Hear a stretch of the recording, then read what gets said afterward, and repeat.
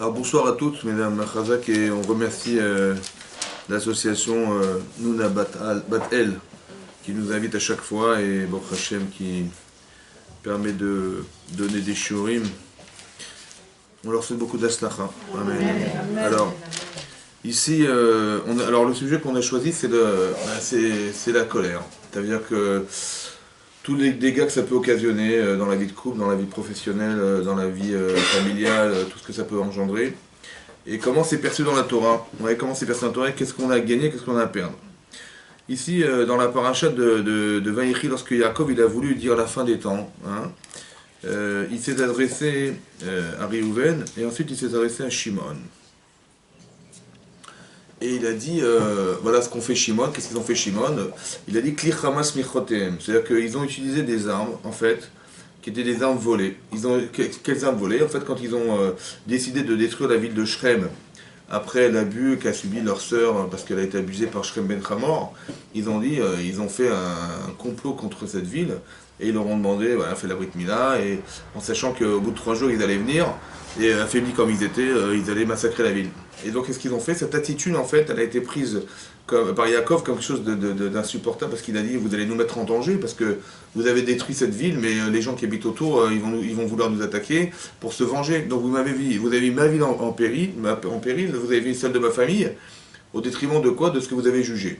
Bon. Il a dit, Arur Apam, que soit maudite la colère. Vous savez qu'il n'a pas maudit ses enfants.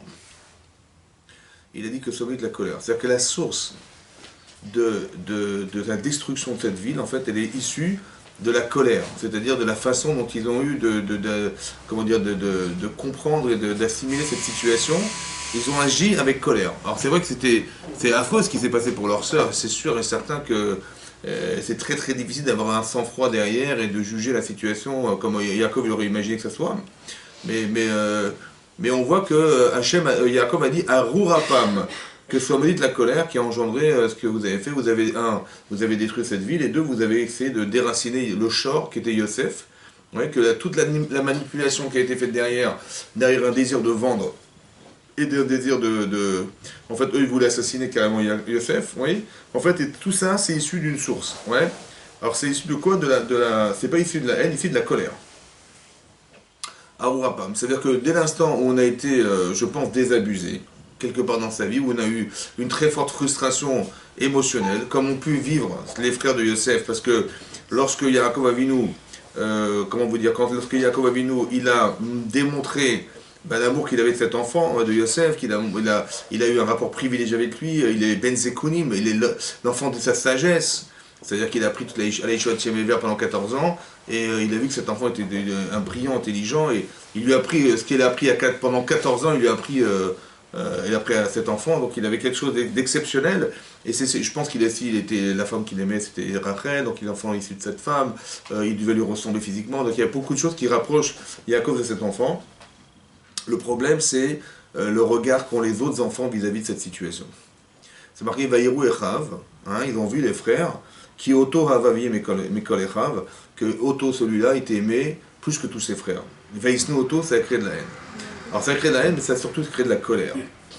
C'est-à-dire que la différence qui a été organisée et qui est subie par ceux qui ont dû subir ça, c'est-à-dire les enfants, dès l'instant où leur père il a montré une différence qui est sûrement légitime, c'est-à-dire certainement qu'il a dû se prouver à lui-même que c'était nécessaire de faire cette différence. Pour lui, il aimait cet enfant, il était proche de lui, intelligent, il lui a fait un cadeau, c'était légitime, ça s'entend.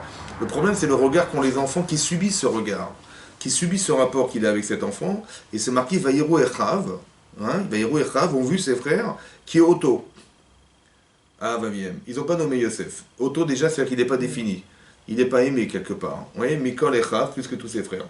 Alors, ce qui m'a surpris, c'est qu'il a aimé leur père, cet enfant, plus que tous ses frères. On parle des enfants qui voient leur père faire des cadeaux à Yosef, et ils ont dit que leur père, il aimait plus cet enfant, lui, que tous ses frères. C'est bizarre dans la formulation. Il aurait dû dire plus que tous ses enfants. Pourquoi ils n'ont pas dit il a aimé plus Yosef que tous ses enfants? Il le considérait plus comme son fils que les autres. Peut-être qu'ils ne se sont pas sentis les enfants de Yaakov. Ils se sont sentis être les frères de Yosef, mais pas les enfants de Yaakov. Parce que d'un côté, tout ce qui s'est passé, c'était à cause de qui? À cause de qui? Yaakov. Qui c'est qui a acheté la tunique? C'est lui. Qui c'est qui a montré qu'il aimait plus cet enfant? C'est Yaakov. C'est Yaakov. Qui c'est qui a aimé? Qui est-ce qui a montré le privilège qu'il avait avec cet enfant? C'est Yaakov. Pourquoi l'enfant, il va pas haïr son père? Il va haïr son frère. C'est bizarre. Oui? Pourquoi? Parce que moi, l'enfant, j'attends d'être reconnu par mon père. Mais je n'attendais pas d'être reconnu par mon frère. Or, comme mon père, je ne peux pas tuer mon père, parce que tout ce que j'espérais, c'est qu'il me considère comme son fils. Mais par contre, si mon frère, il se met en porte-à-faux avec mon père, alors je vais éliminer mon frère. Vous avez compris ce que je veux dire? C'est ça la logique derrière. Mais ça crée de la haine, ça crée de la colère. Tout ce que je vous dis, évidemment, c'est inconscient. Hein. C'est pas, c'est des tzadikim. Hein. Ça veut dire qu'il faut prendre avec des pincettes ce qui est marqué dans la Torah. Mais quelque part, c'est marqué que lorsqu'on crée des différences, inconsciemment, on crée un manque de respect. C'est peut-être, ça peut expliquer beaucoup de choses. Ça peut expliquer pourquoi Réhouven, il n'a pas consulté son père lorsqu'il a déplacé l'île de son père dans la chambre de sa mère. Pourquoi Shimon et Lévi n'ont pas consulté leur père lorsqu'ils ont décidé de détruire la ville de Shrem? Comment ça se fait que Yehuda, il n'a pas consulté son père lorsqu'il a condamné Yosef? Il a quand même privé un enfant, un des enfants de Yaakov, il l'a privé, l'enfant auquel il tenait. C'est quand même effroyable. Mais comment ça se fait qu'il n'a pas consulté son père? Parce que quelque part, lorsqu'on n'a pas été respecté, on ne respecte pas. Lorsque ça peut entraîner de la haine, ça peut entraîner de la jalousie, ça peut entraîner de la colère. Comme si c'était pas normal, c'était injuste. Vous comprenez? On est injustement condamné parce que mon père, il aime mon frère et pas nous. Et ça peut inconsciemment créer de la colère. Ouais. Et c'est ce qu'il a dit Yaakov, Arou Rapam. En fait, vous avez réagi avec colère. Ce que vous avez fait a été voler des saves. Ce comportement n'existe pas chez nous. C'est ça qu'il a dit. Ouais.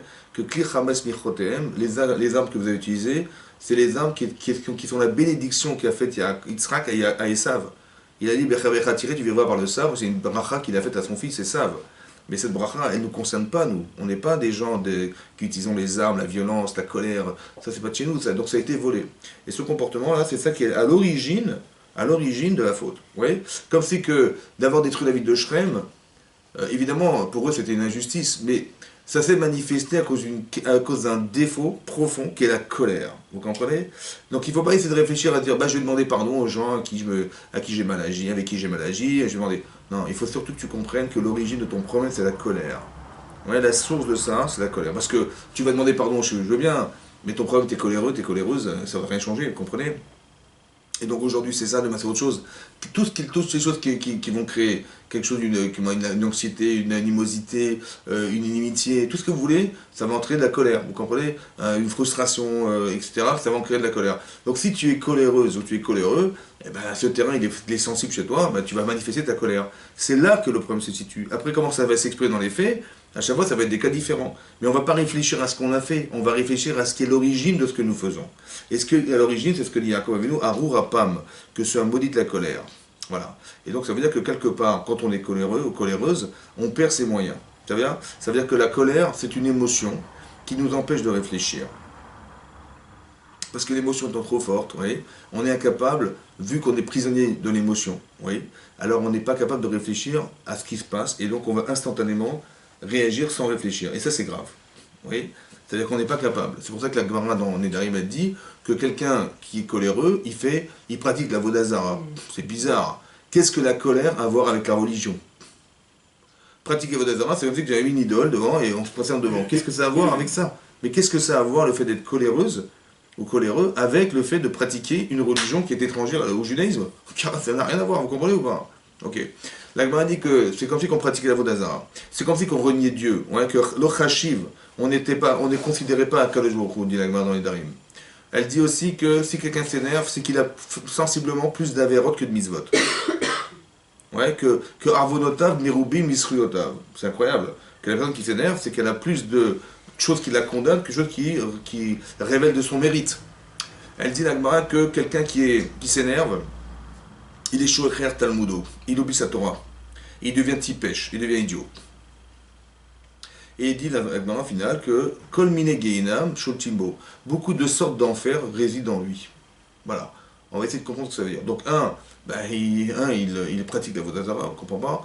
Deux, Ben, comment dire, il pratique la vodazara, il va perdre son étude, il va devenir idiot, comment dire, il va perdre cette faculté de pouvoir se contrôler. Voilà, c'est ce que ça mène la colère. Plusieurs sortes d'enfers résident en lui, allez comprendre. Déjà comprendre le phénomène. C'est marqué ici dans la paracha de Matot. Disons qu'il y a marqué dans la c'est marqué dans le Rashi rapporte ça ici, dans Matot, c'est marqué dans le Midrash Rabbah, qu'on voit qu'à 3 reprises, Moshe Rabbeinu, il s'est mis en colère. Oui, à 3 reprises. Il s'est mis en colère ici dans la paracha de Matot. Oui, c'est marqué ici que quand Hachem a demandé à Moshe Rabbeinu de faire la guerre contre Midian, alors je vous lis le texte de la Torah, voilà. C'est marqué la chose suivante. Lorsque, voilà, à la suite de Baal Peor, vous savez que Bilham, il n'a pas trouvé d'autre moyen de faire chuter le clan d'Israël, il a essayé de maudire, ça n'a pas fonctionné. Qu'est-ce qu'il a fait? Il les a dépravés. Qu'est-ce qu'il a fait? Il a demandé aux filles de Midian de se dépraver, et c'est ce znout-là qui a organisé la déchéance du clan d'Israël. Ils sont tombés dans le panneau, et ils ont fait Avodazara, ils ont fait l'adultère, et tout ce que vous voulez, et c'est ça qui a condamné le clan d'Israël. Qu'est-ce que dit Hachem? Hachem a dit à Moshe, écoute, tu vas faire la justice contre Midian, contre les gens qui ont organisé, la faute du clan d'Israël, et 2, l'épidémie qui s'est déclenchée derrière. D'abord Hachem et Moshe est mort. Donc a dit Hachem à Moshe, Nakom Nikmat Ben Israël, va venger la vengeance des Ben Israël, mais à Midianim contre les Midianim, Achar Te'aseh Velamecha. Et après tu disparaîtras, tu mourras. Bon, ça se dit ça, de dire, écoute, fais cette mise et après tu vas mourir. Ça se dit ou pas ça? Hein? Bon, c'est un peu méchant quand même. Qu'est-ce que Hachem il voulait dire par là? Si quelqu'un il sait qu'il va mourir après cette mitzvah, est-ce qu'il va se presser de la faire? On verra demain.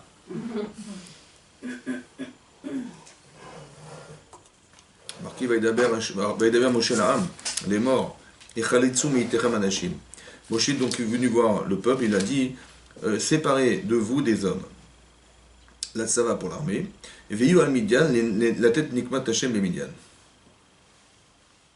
Pour venger les Israël contre Midian. Et Rachid dit que, bien que sa mort en dépendait, ouais, il a fait Bessimcha. C'est possible de faire Bessimcha. Il n'a pas le choix, Hachem lui a dit, il n'a pas le choix. Mais est-ce qu'on est Saméar dans ces cas-là? On dit, on n'a pas eu le choix. Comment on peut avoir la Simcha? Hein?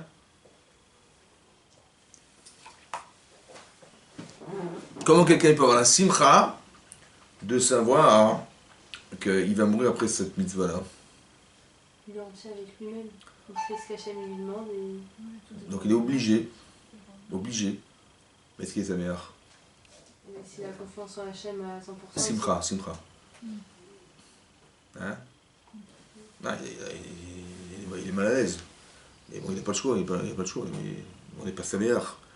Comment il peut trouver la simcha derrière tout ça? Après c'est marqué, qu'est-ce qui s'est passé? Donc il leur a dit, élève la maté. Donc vous allez prendre 1000 hommes par tribu. L'école Matot Israël, Tishlechu de la Tzava. Donc il y avait 12 tribus, 1000 hommes, vous avez 12 000 hommes. Donc Israël, élève la maté, donc Shnem Asar élève, Chaloutzit Tzava. Donc ils étaient 12 000 hommes qui faisaient partie de l'armée d'Israël. Veishlach Otam Moshe, donc il les a envoyés. Il les a envoyés faire la guerre. Ved Pinchas ben Elazar à Cohen. Donc Pinchas, il les a accompagnés. La Tzava, les clés à Kodesh, Vachatzotserot, Roi Biado. Donc ils avaient pris des ustensiles de Kodesh et ils ont pris des fameuses trompettes qu'ils avaient quand ils faisaient la guerre. Et c'est marqué Veitsevo le Midian. Donc Veitsevo le Midian, Kacher Tziva Hashem. Donc ils ont fait la guerre contre Midian, comme Hashem a ordonné, Vayargu Kol Zachar. Ved Malchi Midian Argu, Kol Chale, Ved Eve, Ved Rekem, Ved Sur, Ved Chor, Ved Reva. Ouais, avec Hamjet Malché Midian, et donc aussi les 5 rois de Midian, Vet Bilham. Et Bilham a été assassiné ce jour-là. D'accord? Ben Beor, Argou Becharev. Donc la Gemara dit, mais qu'est-ce qu'il faisait là, Bilham, à ce moment-là? Il dit, il est venu chercher son argent. parce qu'il a reçu sa mission, et donc il cherchait l'argent qu'il réclamait, et c'est là qu'il est mort, assassiné. Vayjou ben Israël et Naché Midian, donc ils ont pris en captivité les femmes de Midian, Vet Tapam, Vet Behentam, donc ils ont pris les enfants et les animaux, Vekol Kli Mikneem, d'accord, Vet Kol Chelam Bezazoui, donc ils ont pris le butin qui allait avec, Vet Kle Areem, etc., etc. Veikru Et Kol Hashalal, Vet Malkoach, Bana ou Babema. Donc ils ont pris tous le butin et tous les biens qui étaient des hommes, et parmi les hommes et les animaux. Vayaviol Moshe Velazar Cohen, donc ils ont apporté à Moshe et à Hazar Cohen, Velazar ben Israël, à toute l'assemblée d'Israël, Vet Hachevi, Vet Amalkor, donc les captives, Amalkor, les biens, les chalas, le butin, etc. C'est marqué Vaïtsou Moshe Velazar Cohen. Et donc tout à coup, ils sont sortis Moshe Velazar Cohen, Vechon et Siaïda, et tous les chefs des tribus de l'assemblée, les Kratam, à leur rencontre. Et El Michous la Machane en dehors du camp. Donc ils ont carrément été les devancés, alors qu'ils arrivaient, ils étaient déjà en dehors du camp. Vaïtsof Moshe. Et là, Moshe s'est mis en colère. Al-Pekoudechel contre les soldats de l'armée, les gouverneurs de l'armée, Saré à la fille, mais Saré à Meod, Saré à Baïm, Saré à Milchama. Il s'est mis en colère contre eux, contre les dirigeants de l'armée. Vayomer Alaim leur a dit, Moshe Chaïden Konekeva, quand vous allez laisser vivre ces femmes, En Ayou, les Bnei Israël, Bidvar, Bilham, elles ont fait partie des filles qui ont réalisé les paroles de Bilham, Nimsor Ma'al Bachem, de se rebeller contre Hachem, Al-Devar Peor, et donc l'épidémie s'est déclenchée à cause d'elle, et vous avez parlé de ces femmes, il s'est mis en colère. Et Rachid dit là-bas, Rachid dit comme ça. Donc on est où ici? C'est marqué Vaïksof Yudalet. Rachid explique, il dit comme ça. Il dit,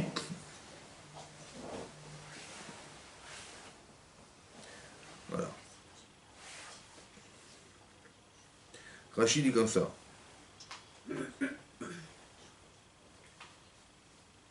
Voilà. Il dit Moshe Baliklal Kaas, Baliklal Taout. Comme il s'est mis en colère, il s'est trompé. Qu'à chaque fois qu'on se met en colère, c'est un klal, c'est une règle. À chaque fois qu'on va se mettre en colère, Baliklal Taout. Maintenant, écoutez-moi bien. Moshe Rabbeinu, il savait pertinemment qu'après cette mission, il allait mourir. C'est vrai? Maintenant, est-ce qu'ils ont réussi leur mission? Ils ont laissé vivre ces femmes. Ils ont réussi la mission ou pas? Non. Donc la guerre n'est pas terminée. Donc ça lui laisse du répit. Donc il va être content ou il va être malheureux? Content. Et là, il s'est énervé. Ça, s'il s'est énervé, ça veut dire quoi? Il sait qu'il va mourir et il s'énerve. Il va mourir s'ils réussissent. Donc il aurait dû dire, inconsciemment, il aurait dû dire, heureusement qu'ils ont raté leur mission, Baruch Hashem, je vais vivre encore quelques heures. On se met pas en colère dans ces cas-là. Or, s'il s'est mis en colère, c'était les Shem Shamaïm ou pas? Au détriment de sa vie? Ça prouve qu'il a fait à 100%. Il a fait à 100%? Et ça lui a été reproché? Oui. Comment c'est possible? Parce que la colère. Vous avez compris ou pas? Ça veut dire qu'est-ce qu'on apprend de là? Normalement, il aurait dû dire, ah, ils ont raté leur mission, Baruch Hashem, ils ont raté leur mission. Donc ça me laisse encore un répit, je vais pouvoir vivre encore. On se met pas en colère dans ces cas-là. Vous avez compris ou pas? On dit, ah, heureusement qu'ils sont trompés, Baruch Hashem, ils sont trompés. Il dit l'inverse, il s'est mis en colère contre eux parce qu'ils ont raté leur mission. C'est-à-dire quoi? C'est-à-dire qu'il s'est énervé, les Shem Shamaïm. C'est au détriment de sa vie, vous comprenez ou pas? Est-ce que Hachem lui aura reproché cette colère? Oui, ça a été reproché, il a eu Baïk Kagat, Baïk Kataout. Ça veut dire que si on apprend d'ici, qu'est-ce qu'on apprend de là? La colère, c'est le pire. Même si c'est le pire. Est-ce qu'on peut justifier la colère? C'est là qu'il est marqué. Lui-même, attendez, ils ont raté leur mission. C'était légitime qu'ils se mettent en colère? Franchement, avec tous les gens qui sont morts à cause d'elle, avec tout ce qui s'est passé à cause d'elle, il y avait de quoi s'énerver? Oui, non, c'est normal qu'il s'énerve, Moshe Rabbeinu. C'est logique, c'était légitime. Et quand même, ça lui est reproché. Ça veut dire que quoi? Que rien ne justifie la colère. Même lorsque tu vas t'énerver, les Shem Shamaïm, c'est ça qui est marqué là, vous avez compris ce qui est marqué là? Même si tu peux dire, mais c'est normal, et c'est légitime, et qu'est-ce que tu veux, de toute façon, quelle gaffe ils ont fait, quand même, c'est horrible ce qu'ils ont fait. Quand même, ça ne justifie pas. Ça veut dire, ça va très loin.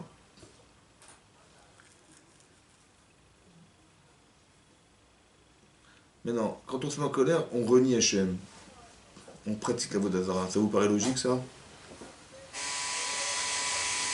Hein? Comment ça s'explique, ça? Quelqu'un qui va se mettre en colère, il est idolâtre. Qu'est-ce que ça a à voir avec adorer d'autres dieux? Parce qu'il est inconscient. Hein?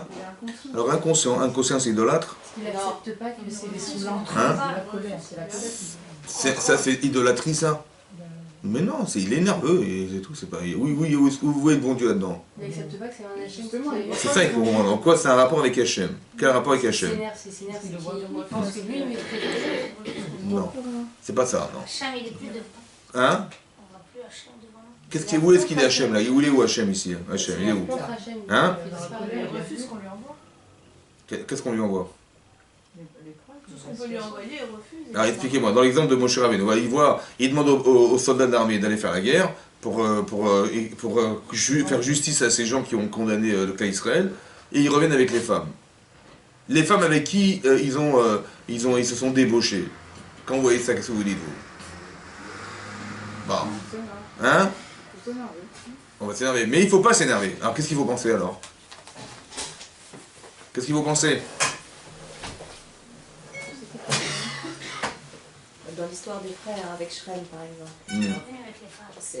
c'était pour un bien finalement, parce que c'était la femme de Yosef qui devait être sortie. Ils n'en savent rien, ça. Non, mais ça veut dire remettre en question le plan que Hachem il a fait. J'ai compris, mais quand je vois ça, moi je vois une grande avéra comme ça. Attendez, il faut attendez, arrêter. sa sœur, être abusée par ce type-là, hein. Je sais pas comment on peut réagir, mais... On dit bien que Mais il faut quand même pas réagir comme ça. C'est énorme ce qu'il faut réussir à atteindre. C'est pas justifiable. Pourquoi ça se justifie pas? Et qu'est-ce qu'il fallait comprendre pour ne pas s'énerver? En quoi c'est un rapport avec Hachem? Vous avez compris ça? Il faut comprendre ça. C'est-à-dire... on dit bien que Hein? Pinchas, il s'est mis en colère quand il a tué. Il s'est pas mis en colère, non? Non. On oublie qu'Hachem va régler les comptes pour nous. Bah non, c'est pas... Pourquoi dans ce cas-là, c'est une taroute? C'est quoi une taroute? C'est une erreur. On va se gourer, on va se tromper. Qu'est-ce qu'on va se tromper quoi? Où est-ce qu'il y a une erreur là-dedans? Mais tout est juste. Il devient Dieu lui-même en se mettant en colère. Bah, faut pas exagérer quoi. Non, on laisse de nos. On n'a plus la ira. Laquelle? La ira de quoi? Il y a d'Hachem. Non, j'ai compris la ira d'Hachem. La ira de quoi ici? Oui, il faut avoir peur de quoi ici? Ben c'est juste, et il s'est pas trompé, ils ont fait n'importe quoi. Ces femmes, elles ont été livrées, elles se sont livrées aux hommes pour comme ça se fait pas.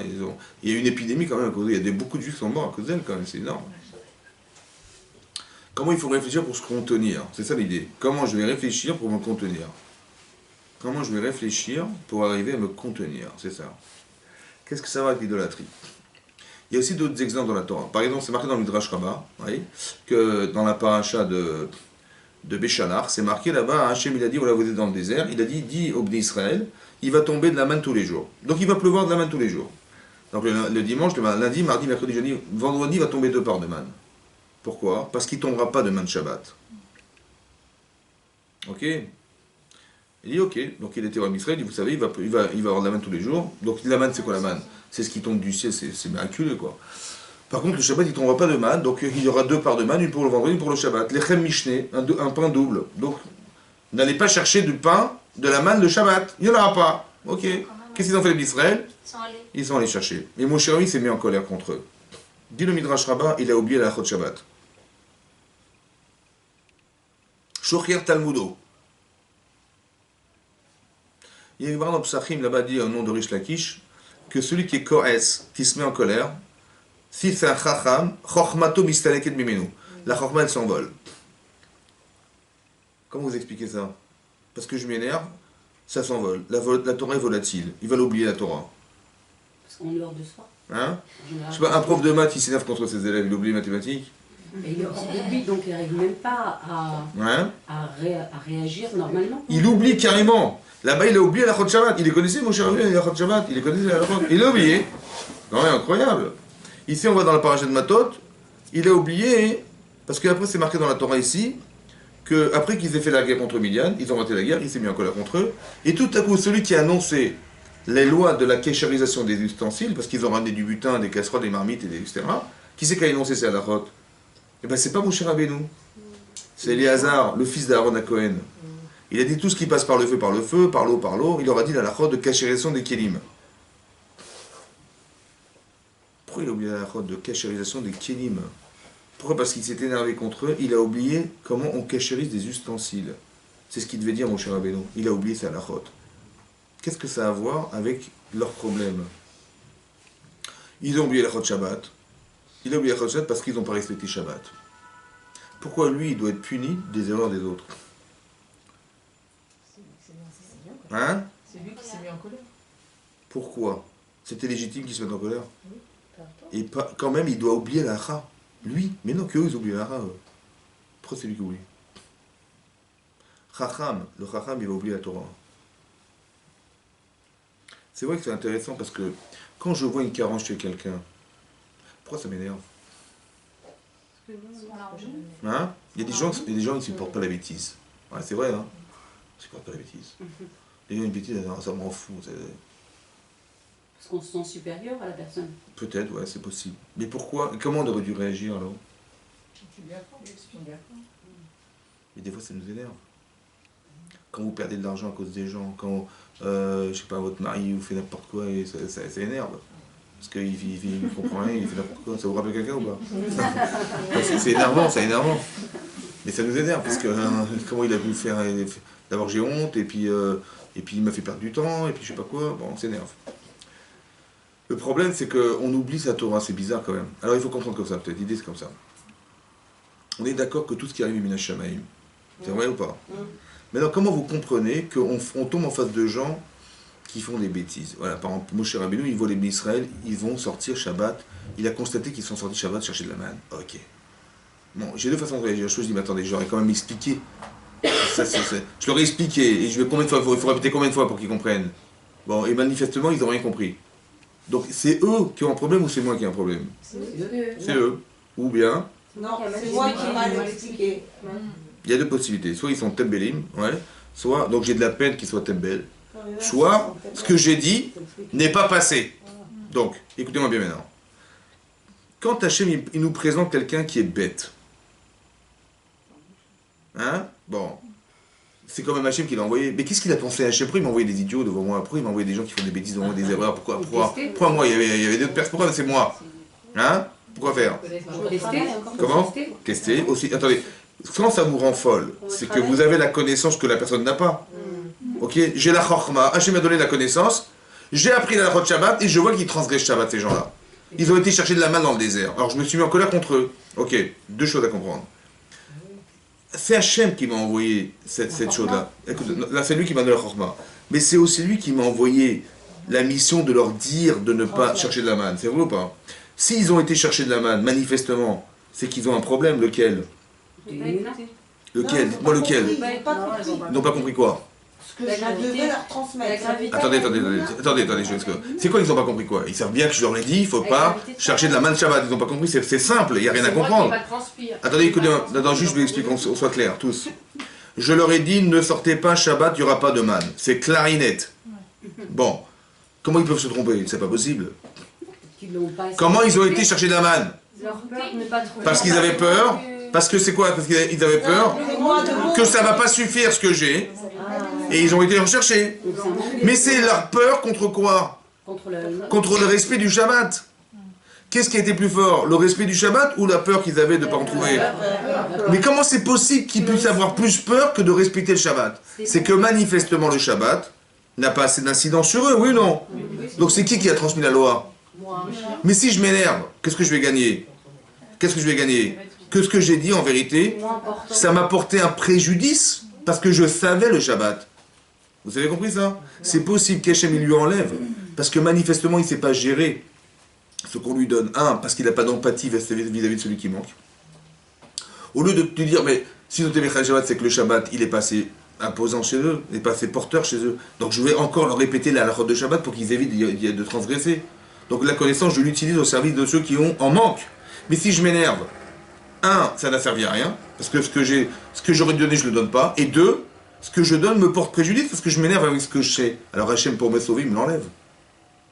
Vous avez compris pourquoi la chorma, elle s'en va? Parce que à quoi ça sert que je te donne la chorma si c'est pour les gronder et leur répéter qu'ils ne savent pas ce que tu sais?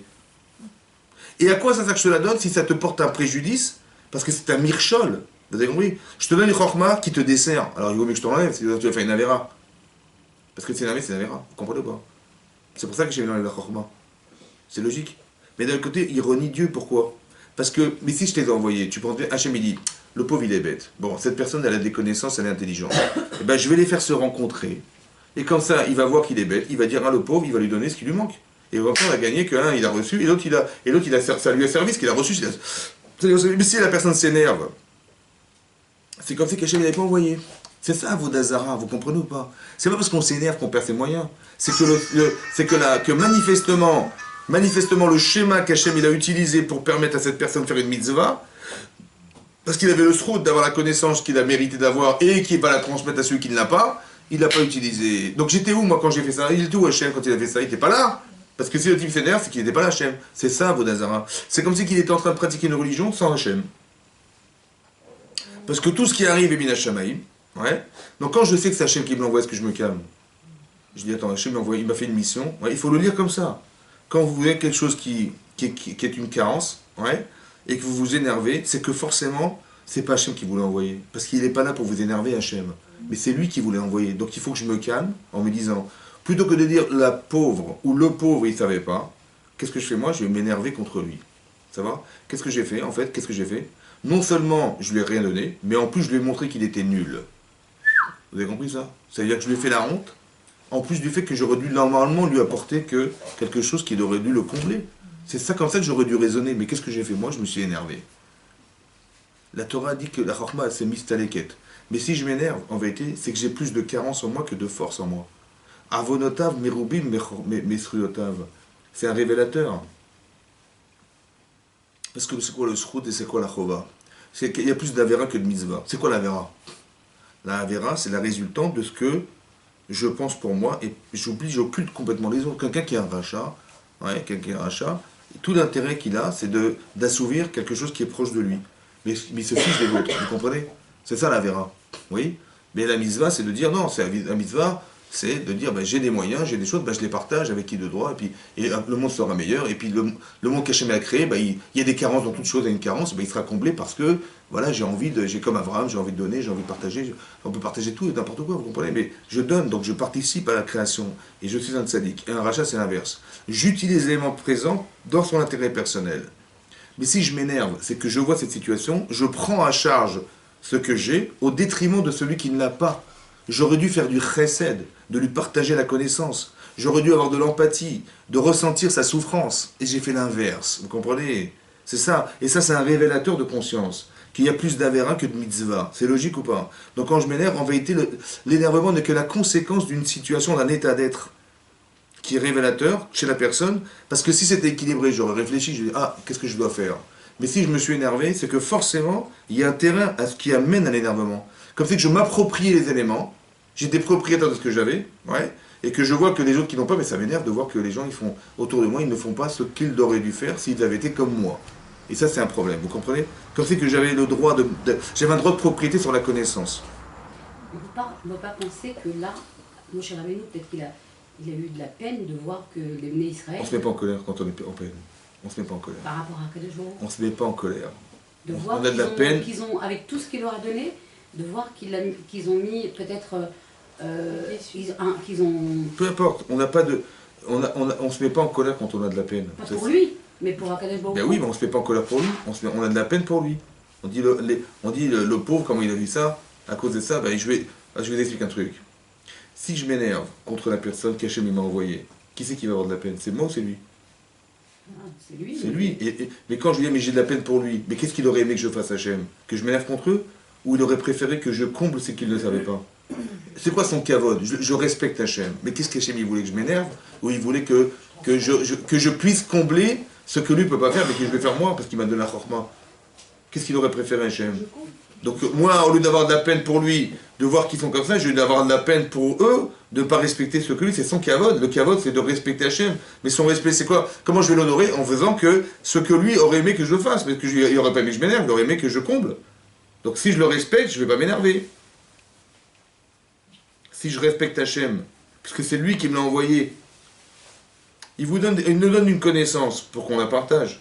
Mais comment je vais la partager à qui? Je vais la partager à ceux qui en manquent. Donc il va forcément nous présenter des gens qui en manquent.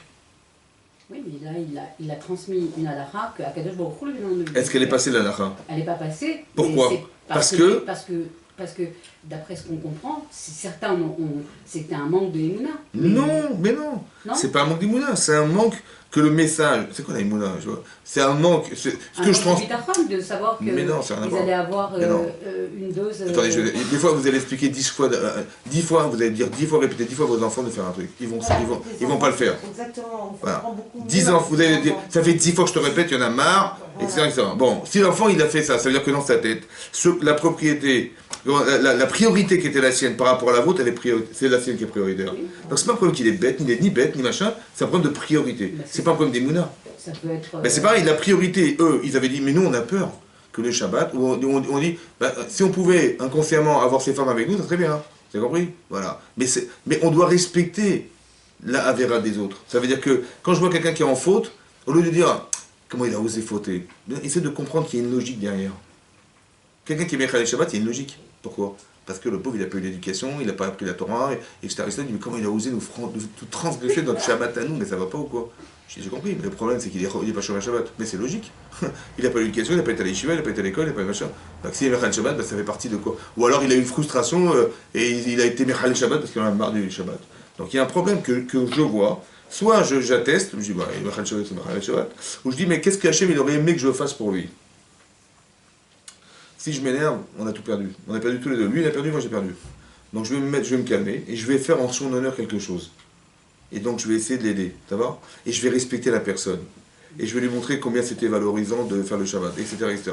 C'est un effort parce que c'est contre nature. Moi, il est Mechal le Shabbat, mais c'est contre ce que j'ai, contre mon éducation, contre mes valeurs, contre tout. Mais la priorité, c'est pas la loi, c'est lui. Vous avez compris? C'est-à-dire que je vais mettre de côté la loi. Pourquoi? Parce que si je dois respecter la loi, je vais le transgresser, cet homme. Cette personne, je vais la transgresser. Et je n'ai pas le droit de transgresser la personne. Et après, dans la Torah, on vit par les mitzvot. Vachai baem, velo shiamut baem. On ne meurt pas des mitzvot. Ça veut dire que si quelqu'un, par exemple, il est mourant. Qu'est-ce que je fais moi? Et on est Shabbat, qu'est-ce qu'on fait? Mais on transgresse Shabbat ou pas? Non, Hein? on transgresse Shabbat, mais là c'est pour. Mais comment je vais transgresser Shabbat pour lui? Mais ça va pas quoi? Chazé Shalom. Mais la vie précède la Torah. Ça veut dire quoi? Ça veut dire quoi? Ça veut dire c'est une Torah de vie, c'est pas une Torah de. Ça veut dire quoi? Mais attendez, je vais quand même pas transgresser la loi d'Hachem pour cet homme. On dit on vit pareil, mais ça veut dire quoi? Ça veut dire, autrement dit, ça veut dire quoi? Est-ce que je dois défendre la loi ou je dois défendre la vie? Mais attention, parce que lui là, il n'est pas Shomer Shabbat maintenant celui-là, c'est l'inverse. Est-ce que je vais le tuer parce qu'il n'est pas Shomer Shabbat ou je vais essayer de le rendre Shomer Shabbat? Mais qu'est-ce que je vais... Non, parce que le type il n'est pas Shomer Shabbat, mais il ne respecte ni le bon Dieu ni moi. Parce que moi je suis Shomer Shabbat, il y a des lois, comme il faut respecter la loi. Mais la vie, elle passe avant tout. Donc il faut faire très attention à ça, parce qu'en général on fait respecter la loi et pas la vie. Quand on jette des gens, quand on se met en colère, en fait on respecte la loi mais pas la vie. Vous avez compris ça? Je dis comment il a osé faire ça? Mais c'est bête ce qu'il a fait. Et d'être bête, c'est une règle. D'accord?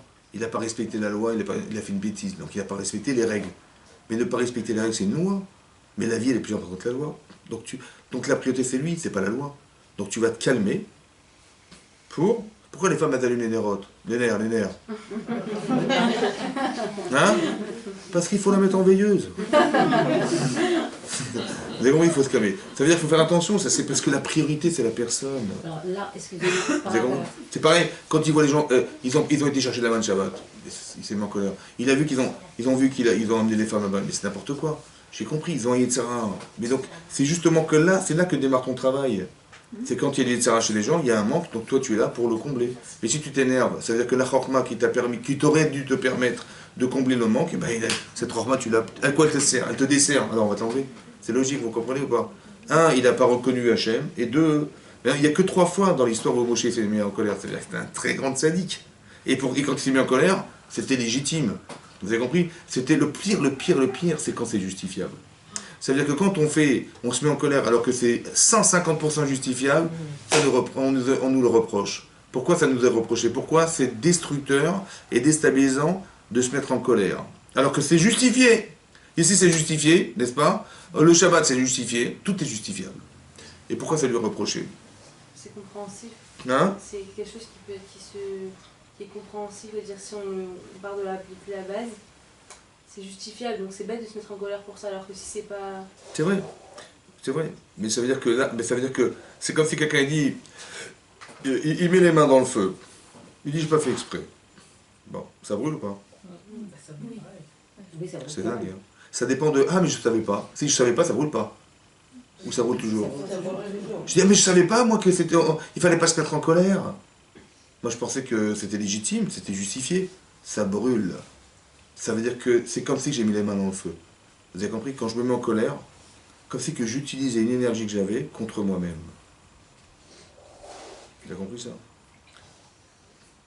C'est pas une forme de laxisme aussi, par exemple, on parle tout à l'heure d'un enfant. Si par exemple on ne lui donne pas cette impression qu'on s'est mis en colère, quelque part il ne va pas sentir qu'il a fait une erreur. Alors le fait de quelque part... On n'a pas dit qu'il ne faut pas montrer quelque chose, il faut montrer quelque chose. Mais la colère, je vous explique un truc.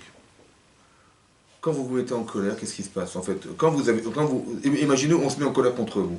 Ça va? Bon, comment vous réagissez? Ben, vous vous dites, attendez, quel droit ils se permettent de... En fait, c'est en quelque sorte, c'est une humiliation. Attendez, d'abord, je suis pas sourd. Tu as besoin de crier, je suis pas sourd, d'accord? Et à part ça, c'est humiliant qu'on nous crie dessus. Donc, quand on vous humilie, vous dites, ah bah oui, il a raison. S'il m'a humilié, il avait sûrement raison. Vous vous dites, il est fou celui-là. Ça va? Donc, est-ce que quand vous êtes humilié, vous avez envie de respecter ce que... Non. Pourquoi? Parce qu'on ne vous respecte pas. Alors, vous ne respectez pas les gens. C'est-à-dire que quand vous mettez en colère, à quoi ça sert? Vous comprenez?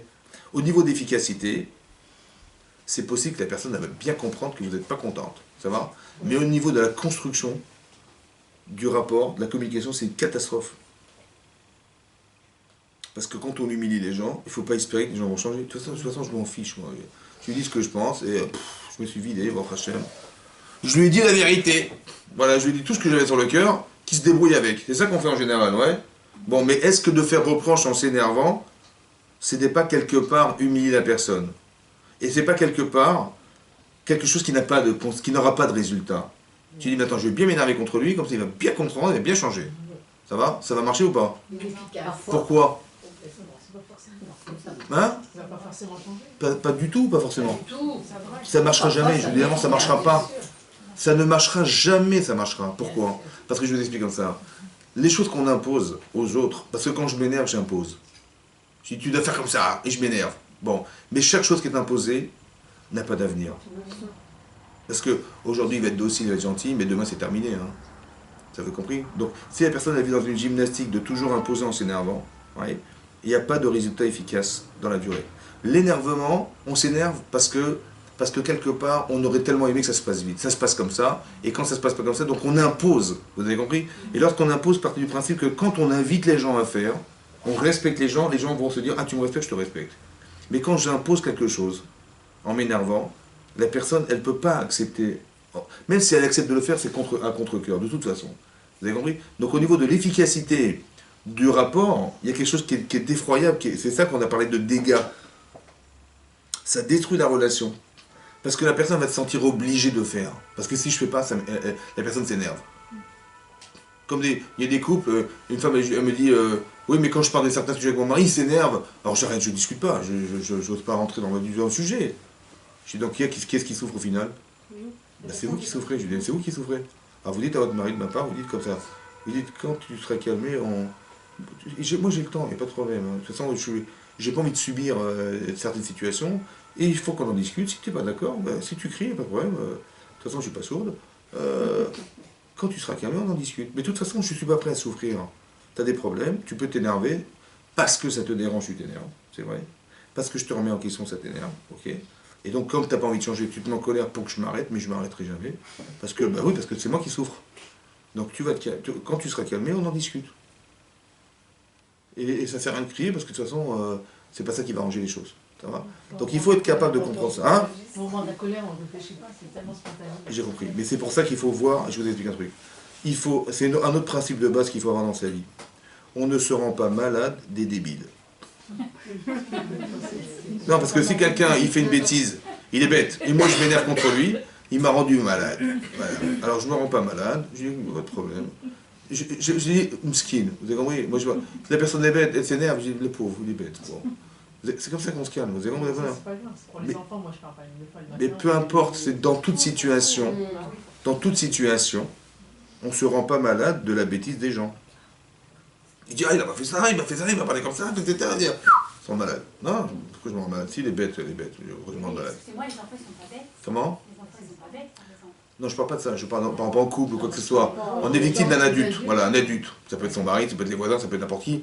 Il dit, il m'a rendu fou, il m'a rendu folle, elle m'a rendu folle, mais regarde comment elle parle, elle m'a rendu folle. Je dis, mais elle est intelligente, il est intelligent? Non, alors pourquoi tu te rends malade? S'il est bête, il est bête. Comme dit, mon cher ami, il a vu des idiots qui ont ramené des femmes. Mais s'ils sont bêtes, mais pourquoi tu vas te rendre malade? Tu t'énerves? Mais non. Ça veut Je dire dis, forcément qu'à chaque fois qu'on s'énerve, c'est que parce que la personne en face, elle est bête, c'est ça? bah, pourquoi vous êtes mis en colère? Parce que ça, c'est son comportement. Pourquoi ça vous agace et ça vous met en colère? Pourquoi? Ça peut avoir des dégâts, Ça me dérange, ça me remet en question, ça me dérange. Mais on s'énerve pas quand ça nous remet en question. Parce qu'on est proche de la personne. On dit, non, ça nous énerve pas, on dit, bah, j'ai fait une bêtise. Bah, si par exemple, Ça vous remet en cause, donc ça veut dire, bah, ah, j'ai dû faire une bêtise. Par exemple, Un stagiaire dans une entreprise, hein. Ouais, On en a eu un merveilleux, et puis le prochain, il est complètement... taré. Mais au quotidien, il nous tape sur le système. C'est récurrent. Qu'est-ce qu'on fait? Vous faites comme On ça. est payé pour ça. Ah, vous faites comme ça, de ma part, hein, vous dites comme ça de ma part. Vous enregistrez. Non, vous prenez la tête de votre grand-mère et vous collez sur sa tête, d'accord? Est-ce que vous allez vous énerver? Non, Mais pourquoi vous énervez pas? Juste, vous avez pris sa tête, vous l'avez collée sur sa tête, vous avez la photo de votre grand-mère, que vous adorez, hein, et vous la collez sur sa tête. Vous vous énervez ou pas? Pourquoi? Elle a fait la même bêtise, hein. Parce que vous respectez votre grand-mère. Ah ouais. Et lui? Un petit peu moins. C'est pour ça qu'on s'énerve. Ça veut dire qu'on n'a pas le respect de la personne. Parce que si on respectait la personne, on ne serait pas énervé. Ma grand-mère a fait ça, je ne vais pas m'énerver contre elle. Ça veut dire qu'on n'a pas mis du poids dans la personne. comment on met le poids? Hein? Comment on met le poids? Il faut maigrir. Mais le frère s'énerve parce qu'on est déçu. Mettre du poids, c'est trouver des arguments qui justifient le poids que représente la personne. Quand vous dites, c'est un être humain, je veux dire, comment dire, il a été créé par un jour, je veux dire, si on me l'a mis là, c'est parce que je dois l'aider, etc. Vous mettez du poids dans la personne. Comme votre grand-mère, pourquoi vous respectez votre grand-mère? Parce qu'il y a une affection, il y a de l'affection, il y a beaucoup de... Elle est la mère de votre maman, parce que quand vous avez besoin d'elle, elle est présente, elle est votre confidente, j'en sais rien, moi. Et ça, c'est du poids qu'on met sur elle. On met du poids qui fait que maintenant, bah, je la respecte, je justifie le respect parce que elle est ça, ça, ça et ça. Donc c'est pareil, on est capable de faire ça aussi. Et ça élimine en fait. Vous avez compris, ça élimine. Ça crée un contrepoids et ça évite de s'énerver contre les personnes. On respecte les gens. Ça va? Et le fait de s'énerver, c'est de montrer c'est un manque de respect. C'est ça qui se passe. Oui? Par exemple, des couples, je vois des couples, elle dit, mais ma femme, elle voit des bêtises chez mes voisins. Elle dit, qu'est-ce qu'ils sont bêtes? Mais moi, quand c'est moi, elle me rend fou, quoi. Je lui dis, mais elle respecte plus mes voisins que moi, c'est normal, ça? Vous avez compris ce qui se passe? Alors je lui dis, mais toi, tu es le mari, et l'autre, c'est le voisin. Donc, et finalement, il y a, comment dire, il y a des émotions contradictoires qui vont créer justement cette animosité. Parce qu'elle t'aime, c'est pour ça qu'elle s'énerve. Parce que si elle t'aimait pas, elle s'en foutrait. Mais si elle t'aime, c'est parce qu'elle t'aime qu'elle voit que tu ne respectes pas l'amour qu'elle te donne. Donc elle est frustrée, donc elle va s'énerver contre toi. C'est parce qu'elle t'aime qu'elle s'énerve, pas l'inverse. Toi tu crois qu'elle t'aime pas, mais c'est l'inverse, c'est parce qu'elle t'adore qu'elle s'énerve. Alors que toi tu crois qu'elle t'aime pas, elle s'énerve. Non, c'est l'inverse. Quand on s'énerve avec ses enfants, c'est parce qu'on a peur pour eux, ou c'est parce que, comment dire, on a peur pour eux, on a peur qu'ils se trompent, il y a une tension familiale qui existe dans un couple et dans une vie familiale. On va dire quand on révise les devoirs avec ses enfants, ouais, on a plus tendance à s'énerver quand ça va pas qu'avec les voisins si on doit réviser avec les voisins. Mais c'est les mêmes enfants, c'est les enfants des enfants. Ah non, là t'as peur qu'ils ne sachent pas, ils te représentent quelque part, t'as tellement peur qu'ils ratent leur vie, bon, ça te met une tension, donc t'as tellement envie que c'est sous-tendu que l'autre leur patte. Bon, s'il réussit tant mieux, c'est rare, c'est pas grave, c'est quand même pas moi qui vais l'éduquer. Vous avez compris? Donc c'est ça qui se passe. Et c'est ça qu'il faut comprendre. La tension existentielle, c'est ce rapport en fait électrique entre le désir d'apporter quelque chose et de voir que finalement ça passe pas. Ou bien ça ne réussit pas, ou bien ça... Et ça sous-entend quelque part une tension qui est présente. En couple c'est pareil, avec nos enfants c'est pareil. Quand on est déçu, la déception ou la frustration, c'est ça. C'est qu'on aime les personnes et ça ne marche pas, ça ne fonctionne pas. Ou bien on est déçu d'avoir cru que finalement c'était pas ce qu'on croyait et ça nous déçoit. Mais à la proportionnelle de l'amour qu'on apporte. Vous avez compris? C'est pareil. Donc on peut se mettre en colère, ça peut être aussi de l'orgueil malheureusement, ouais, parce qu'on se prend pour je sais pas quoi et donc on se permet d'eux. C'est un peu ça que ça veut dire. Comme si on se sentait seul de pouvoir gérer sa vie. Ça va? Et on a expliqué une fois que quand c'est marqué dans la Torah, Lotov Heyot Adam Levado, ça veut dire quoi? Hein? C'est pas bon qu'il soit seul. J'ai pas compris. C'est pas bon pour l'homme d'être seul. Non, j'ai pas demandé la traduction en français. J'ai dit ça veut dire quoi? Je sais ce que ça veut dire en français. Ça veut dire quoi? Hein? Il doit apprendre à vivre avec l'autre. Ça veut dire quoi? C'est pas bien d'être seul. Ça veut dire quoi? C'est pas bien d'être seul. Ben, Pourquoi? C'est bien d'être à deux, vous avez dit. Mais pourquoi c'est pas bien d'être seul? Justement, Parce qu'on change en jamais, vivant on avec change une autre jamais. personne, on peut se remettre en question. Attendez, c'est pas bien d'être seul. Oui, Ça veut dire parce quoi, qu'on se remet pas en question. Attendez, ça veut dire quoi d'être seul? Ça veut dire quoi d'être seul? D'être sans une aide, sans Non, compagne, ça veut dire quoi d'être seul? Qui c'est qui peut dire, qui c'est qui peut dire qu'il est seul? Pourquoi il est seul? Pourquoi, Personne Il est devant unique. lui pour être affronté. pourquoi il peut dire qu'il est seul, lui? En Bilevado, il n'y a rien d'autre que lui. Pourquoi il peut dire qu'il est seul, lui? Hein? Combien il mesure? Ça veut dire quoi, les grands? Il se crée de l'orgueil en même temps. Pourquoi il n'y a qu'Hachem qui peut dire qu'il est seul? qu'il n'a pas besoin de Qui cherche personne de d'autre. fasse conjoint. Parce que ce qu'il crée a besoin de lui. Mais est-ce que lui a besoin de ce qu'il crée? Non. Qui c'est qui peut dire ça dans sa vie? Je n'ai besoin de personne. Personne ne peut dire ça. L'orgueilleux. Personne ne peut dire ça. Je ne peux pas exister sans l'autre. Je ne peux pas exister sans l'autre, c'est impossible. Si exister, c'est vivre à l'extérieur de soi. Mais s'il n'y a personne, je suis quoi? D'où vous connaissez vos valeurs, vos forces? D'où vous les connaissez, vos faiblesses et vos forces? Les autres. Les autres. Parce que l'autre existe, donc je lui ai donné ou je ne lui ai pas donné, j'ai confronté ma vie avec les autres, et c'est là que je connais ma personnalité, je connais mon intelligence, je connais ma sensibilité, je connais tout ça. Mais parce que l'autre existe. Mais personne ne peut prétendre qu'il peut exister seul, ça n'existe pas. Vous comprenez? Ça ne peut pas exister. Même Adam Arishon, il dit, bah, tu vas, le Ovda ou Shomra, tu vas garder le Gan Eden, il va faire quelque chose. Plante un arbre, fais quelque chose, je sais pas. Mais fais quelque chose de ta vie. Mais fais quelque chose de toi. Fais quelque chose de toi. Tu ne peux pas exister. Le seul qui peut dire ça, c'est Hachem. Mais la personne qui s'énerve, il n'est pas seul entre nous? Évidemment qu'il est seul. Parce que tout ce qui n'est pas comme lui, ça l'énerve. Donc au final, il est seul. Par exemple, je m'énerve avec ma femme, ou je m'énerve avec mon mari. Ouais, bon, j'ai eu raison. J'ai eu raison. Vis-à-vis de mon épouse ou vis-à-vis de mon mari. Mais au final, je me retrouve seul. J'ai eu raison, hein, mais au final, je me retrouve seul. Parce qu'il n'a pas écouté ce que j'ai dit. L'otov. Vous avez compris pas? La colère ne se justifie pas. Parce qu'au final, tu es seul. Mais tu dis, mais j'avais raison, j'ai compris, mais c'était pas le but d'avoir raison, c'était le but de se réconcilier avec ce qui est avec la raison. On n'est pas obligé de dire la vérité aux gens, on est obligé de les amener à la vérité. Ça n'a rien à voir. Donc quand je m'énerve, je dis, mais moi j'avais raison, Chazak ou Balour. On t'a pas demandé d'avoir raison, on t'a demandé d'amener les gens à la raison. Ça n'a rien à voir. Donc si tu t'énerves, au final, tu es toute seule. Et c'est la source, ça. Vous comprenez quoi? L'auto vient d'un ami, c'est-à-dire qu'on n'a pas le droit de quoi? Si je me dispute et qu'au final chacun se retrouve dans son coin, ben on est tous les deux tout seuls. Ben on est bête. Parce que c'était pas l'objectif. Vous avez compris? Mais oui, c'est ça qui se passe. C'est pour ça que le cas c'est grave. Vous comprenez? Parce que le cas c'est un révélateur de conscience dans lequel on pense qu'on est seul. Et on peut se suffire à soi-même. Et s'il n'est pas content, elle n'est pas contente, c'est pareil. C'est pas ça la vie. Vous avez compris? On ne peut pas se séparer de ce qui nous fait exister. Donc quand on s'énerve, forcément, ben on perd les avantages de ce qu'on avait reçu. C'est-à-dire que si j'avais eu l'intelligence de savoir quelque chose et je ne le partage pas avec ceux qui ne l'ont pas, finalement, ce que j'ai ne me sert à rien, alors on m'enlève. Et d'un côté, c'est Ronier Diachem. D'un côté, c'est un révélateur aussi que puisse avoir comme D'un côté, c'est un miné-école, miné-guéinam, ça veut dire qu'il y a beaucoup de choses en nous qui sont des carences, expressions de ce qu'on a raté d'être. Beaucoup d'éléments. C'est pas seulement le Karas est un révélateur d'orgueil, est un révélateur comment dire, de manque de respect des autres, est un révélateur c'est des révélateurs. C'est ce qu'on appelle le Gehinam. C'est quoi l'enfer? L'enfer, c'est la carence. L'enfer, c'est le manque. Oui, quand on est quelqu'un qui fait Navera, il lui manque quelque chose. Oui, donc c'est le révélateur du manque, c'est le Gehinam, c'est ce qu'on appelle le Gehinam. Mais colminé Gehinam, toutes sortes de Gehinam, ça veut dire que la personne qui l'énerve, c'est pas un seul facteur qui organise ça. Il y a beaucoup d'éléments qui manquent en lui, qui l'amènent à fauter.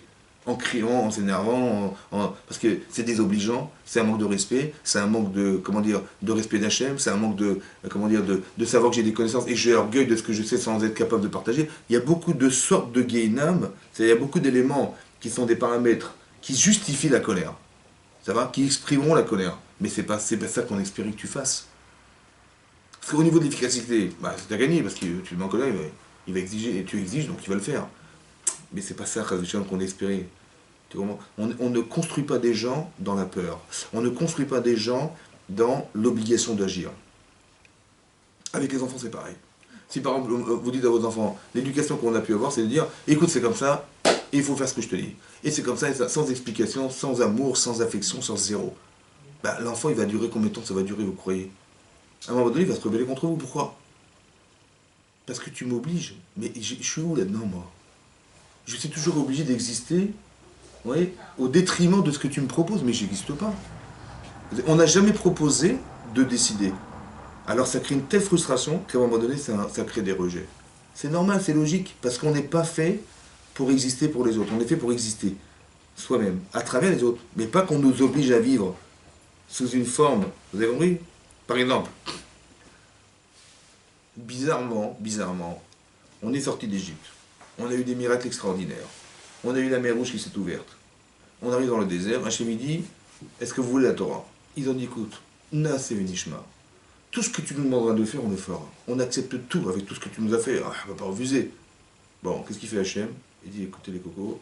Il prend une montagne, il dit, bon, vous acceptez ou pas la Torah? Il nous l'a mis sur la tête et il dit, si vous l'acceptez, tant mieux, sinon je l'écrase sur vous. Je dis, mais qu'est-ce qu'on a fait? On a dit Naaseh Venishma. Pourquoi tu nous l'imposes? Il y a Purim, Kimouv et Kiblo Yehudim. Ils ont été Mekayem. Ils ont réalisé Be'ahava à Purim, ce qu'ils avaient accepté Be'ira à Shavuot. Là-bas, ils sont rentrés au festin d'Achashverosh. Ils se sont prosternés devant la statue de Nebuchadnezzar. Et eux, ils ont réussi à atteindre la Hava, eux. Et eux, ceux qu'on dit Naaseh Venishma, ils ont atteint que la Hira. Ça paraît un peu paradoxal quand même. Les bons élèves, c'est ceux de Shavuot. Les mauvais élèves, c'est ceux de Purim. Non? Et c'est les bons élèves qui ont été, on les a remis à monter sur la tête, les bons et les mauvais élèves, on leur a dit Hadak ou Baruch. C'est quand même incroyable, non? C'est quoi la différence? Ils l'ont appris par eux-mêmes. Comment? Ils l'ont appris par eux-mêmes, à Purim. Avec leurs erreurs, ils ont appris... Ils ont appris quoi? Ils ont appris ce que c'est la valeur de... Mais c'est quoi la différence fondamentale entre les Parce qu'on ne deux? l'a pas obligé. C'est quoi la différence? Mais d'où vous avez vu qu'on nous a obligés? Naaseh Venishma, Hachem leur a mis la montagne. Non, mais avant qu'ils leur mettent la montagne. Vous avez compris pourquoi ils ont mis la montagne? Parce qu'ils étaient... Ils ont dit Naaseh Venishma, tout ce que tu nous diras, on le fera. Peut-être que. Il n'y a pas mieux que ça. Pourquoi tu as besoin de mettre la montagne? Pas besoin. N'est-ce pas? Et pourquoi ça s'appelle la Hira, ça? Pas la Hira, ça. Alors écoutez-moi bien. Quand Hachem, il vous fait des miracles incroyables, vous êtes en Égypte depuis 210 ans esclaves. Donc ça veut dire que vous êtes les esclaves de vos parents qui étaient des esclaves qui sont morts esclaves. Et vos arrière-grands-parents, ils sont morts esclaves. Et les arrière-grands-parents, ils sont morts esclaves. Toute leur vie des esclaves, des esclaves, des esclaves. Ok. Donc on en avait marre d'être esclaves. Bon. On est arrivé à un niveau de déchéance morale incroyable. Et Hachem nous a sauvé la vie. Il nous a fait les macotes une derrière l'autre. Il y a du sang dans le Nil, mais chez nous, il n'y a pas de sang. Les grenouilles, elles rentrent chez les autres, elles ne rentrent pas chez nous.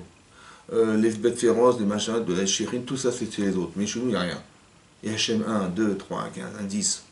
Au bout des 10 plaies d'Égypte, Hachem dit, écoute, il dit à Moshe Rabbeinu, on va sortir. Au matin, le 15 Nissan, on s'en va. On est des gens libres. Ça va?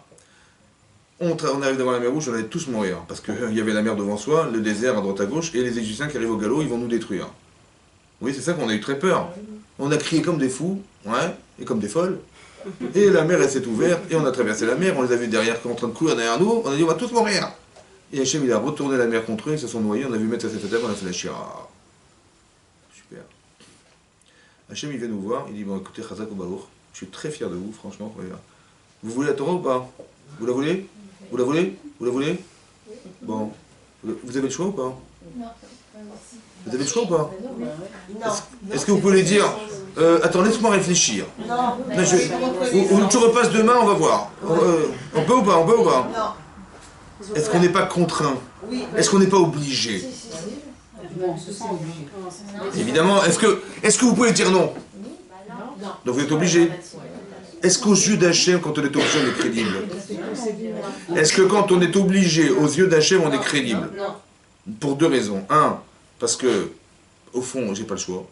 Deux, moi, j'ai pas eu le choix, mais mes enfants, ils ont le choix. Ils risquent de lâcher la Torah. Parce que ce que je vais leur transmettre, c'est que de la Torah obligée.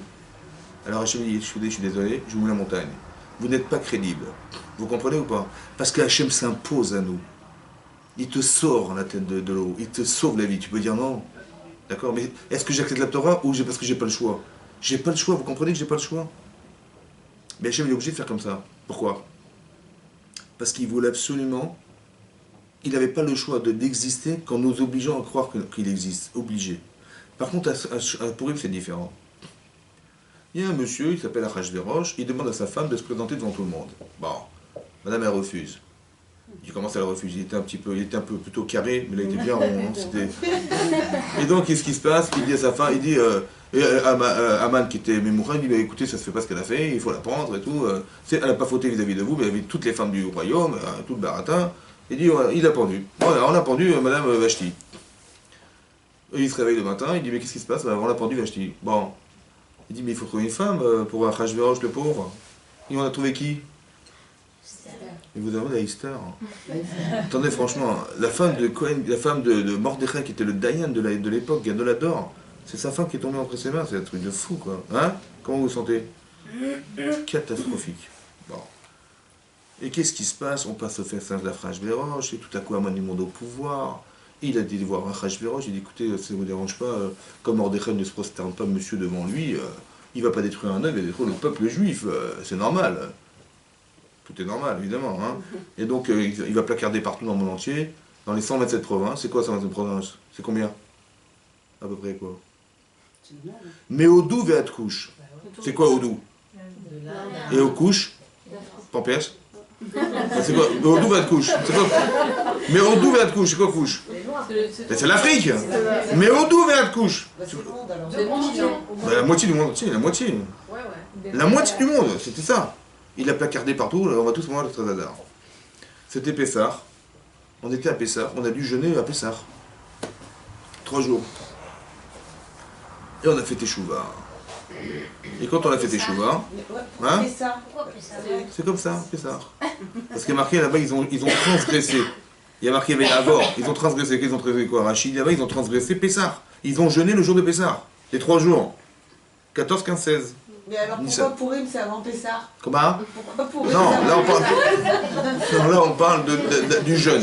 Ça s'est passé, le décret il s'est fait quand le décret?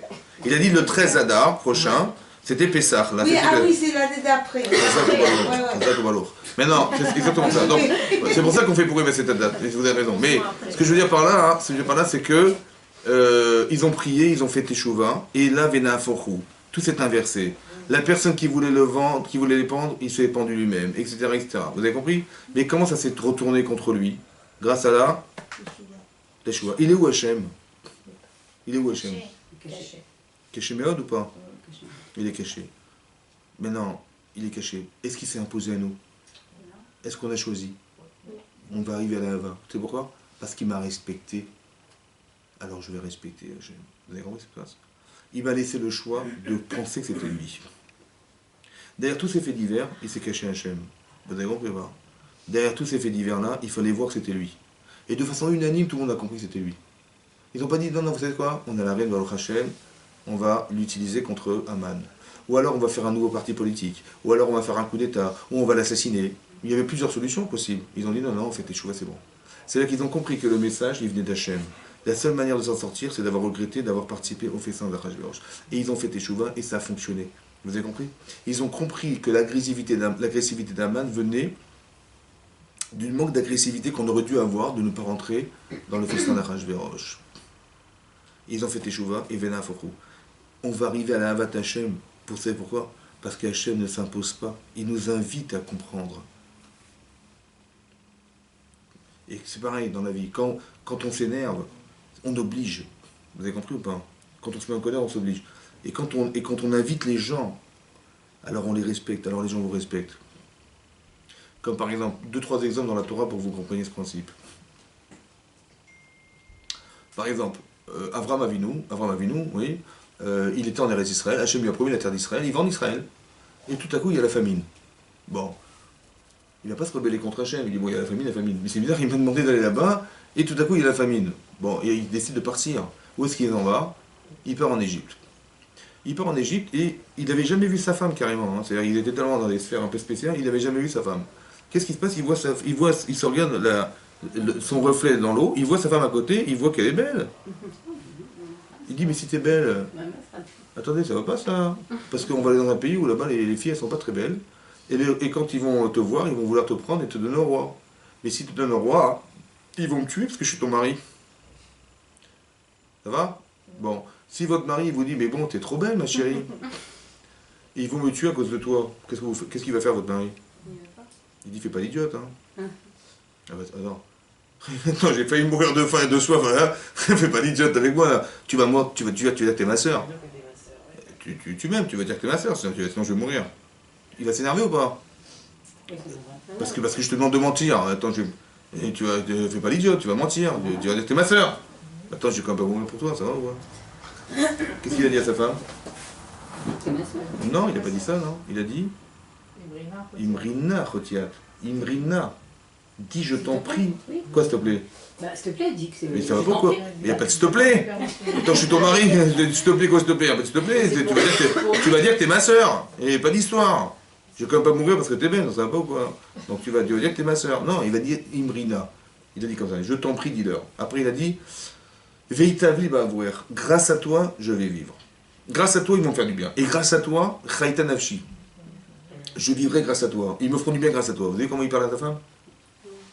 Ça veut dire que il invite à dire. Pourquoi il invite à dire? Parce que sinon. Attends, c'est au détriment de sa propre vie. Vous comprenez ou pas? Vraiment, Avinu, il risque de mourir à cause d'elle.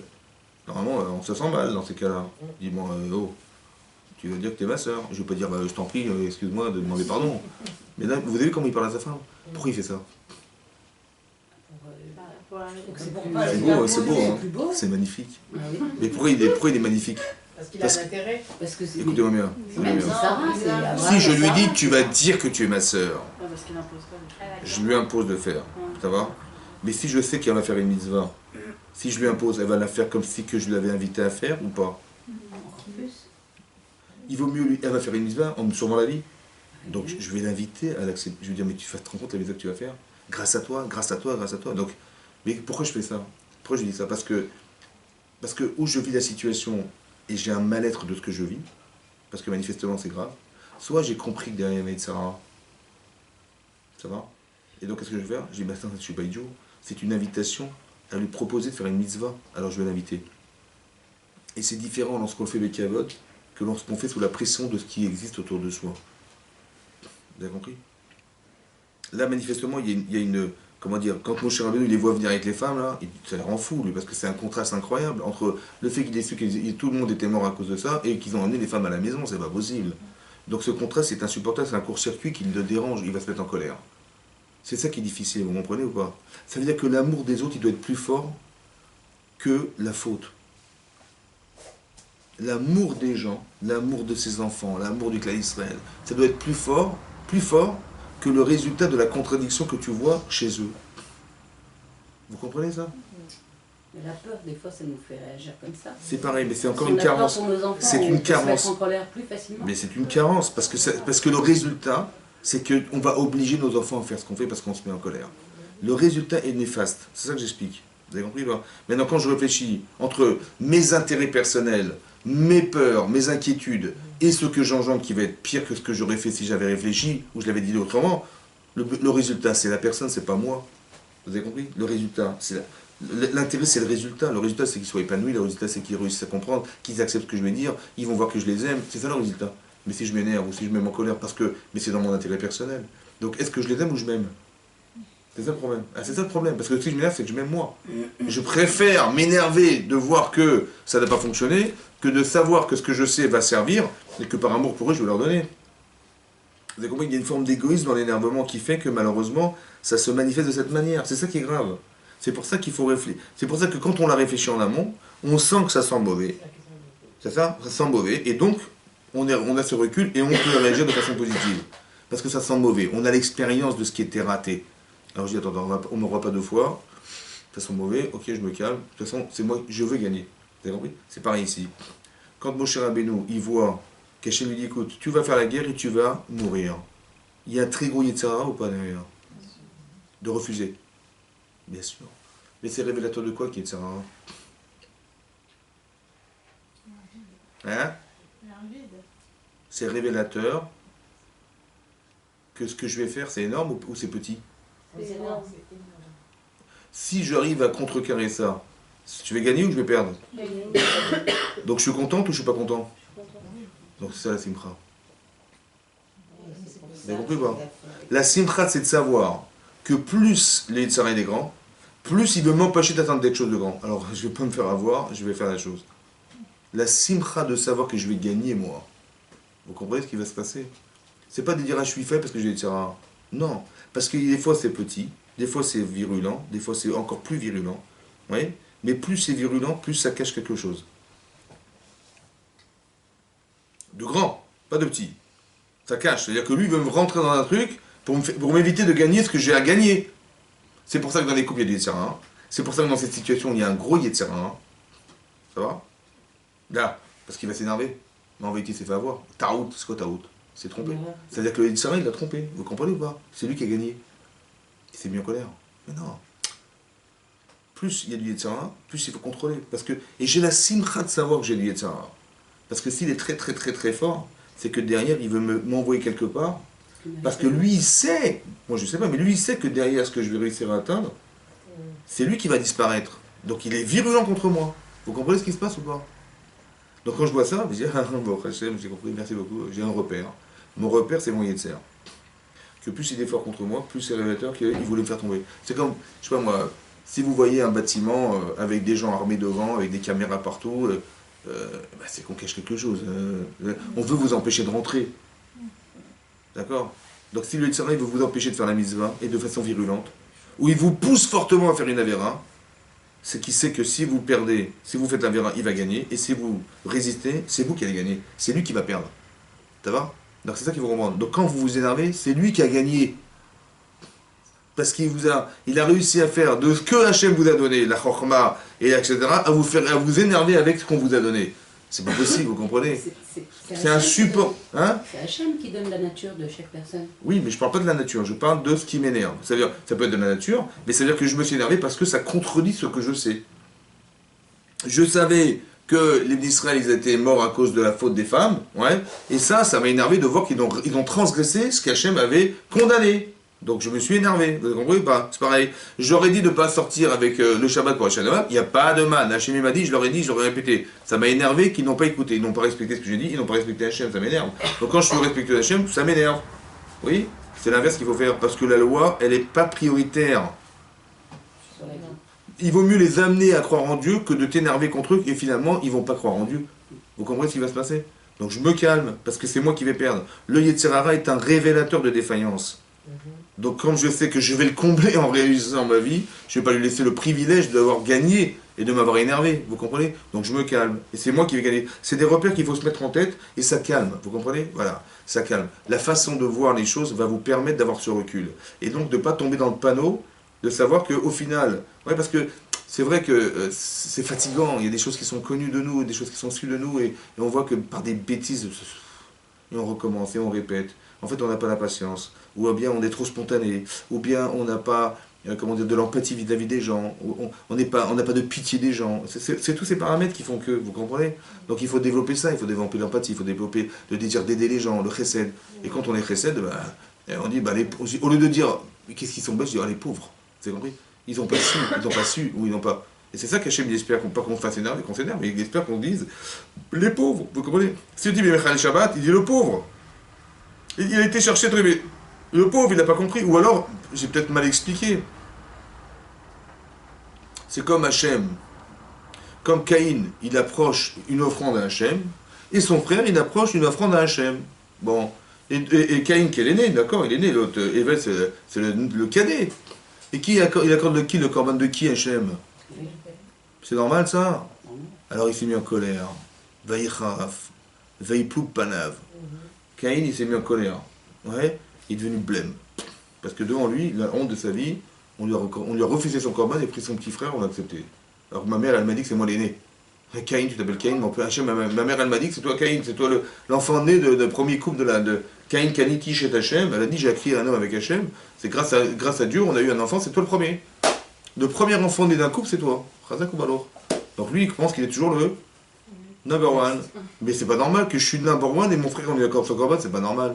Et tu m'as fait la honte de ma vie d'avoir mon frère, tu m'as fait ça, tu m'as fait. Ça va? Donc il s'est mis en colère, Caïn. Oui? Hachem, il lui dit. Fais attention, hein. Parce que la pétach ratatrovetz.